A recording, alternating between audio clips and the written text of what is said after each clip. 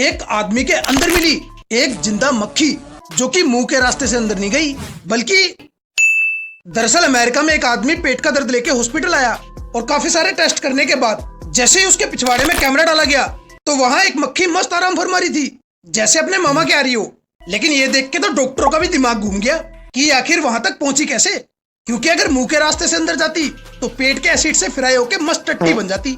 तो अब क्या गुफा के रास्ते से अंदर घुस गई?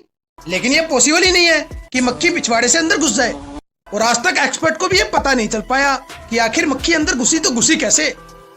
नेक्स्ट, ये खतरनाक प्राणी, इससे मेरा टट्टू भी नहीं डरता कोई, लेकिन अब डरने लगोगे चाहे कितने बड़े बदमाश हो। लेकिन कौवे से कभी पंगा मत लेना, क्योंकि जैसे ही आपने कौवे की बेइज्जती की ये कलवा दिल पे ले लेता है और आपका चेहरा कभी नहीं भूलता। साथ ही चिल्ला चिल्ला के अपनी बिरादरी वाले को भी बता देता है और ये सारे झुंड बना के आपके ऊपर हमला कर देंगे। जैसे ही आप इन्हें देखोगे ये आपको पेलने लगेंगे, और यही नहीं, ये उस दुश्मनी को पीढ़ी दर पीढ़ी आगे बढ़ाने के लिए अपने बच्चों को भी उस इंसान का चेहरा बता देता है, और इसके मरने के बाद भी इसका परिवार दुश्मनी बनाए रखने के लिए आपको पेलता रहेगा। फायदा इसी में है, इस कलवे से दोस्ती बनाए रखें।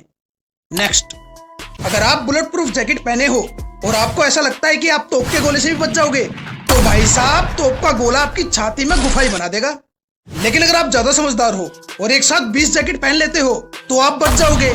अजी घंटा गुफा तो बन के ही रहेगी, लेकिन अभी भी खुजली है और एक साथ 100 जैकेट पहन के तोप के आगे खड़े हो जाते हो, अब मार, तो जैकेट कुछ एनर्जी को अब्सॉर्ब कर लेगी, लेकिन गोले का फोर्स इतना होगा कि उससे हड्डियों का चूरमा बन जाएगा और फेफड़े निकल के हाथ में आ जाएंगे।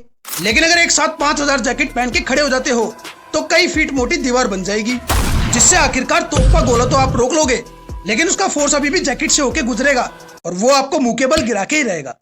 नेक्स्ट, आखिर ये चिड़ीबाज, चिड़िया और बाज, कौवा कबूतर वगैरह वगैरह पक्षी बिजली की नंगी तार पे बैठ के कैसे बच जाते हैं? मरते क्यों नहीं? दरअसल बिजली दो जगह के बीच में सर्कुलेट करती है, जैसे दो तारों के बीच में, तार और जमीन के बीच में, और तार के साथ कोई भी दूसरी चीज के बीच। मतलब दो चीज होनी ही चाहिए।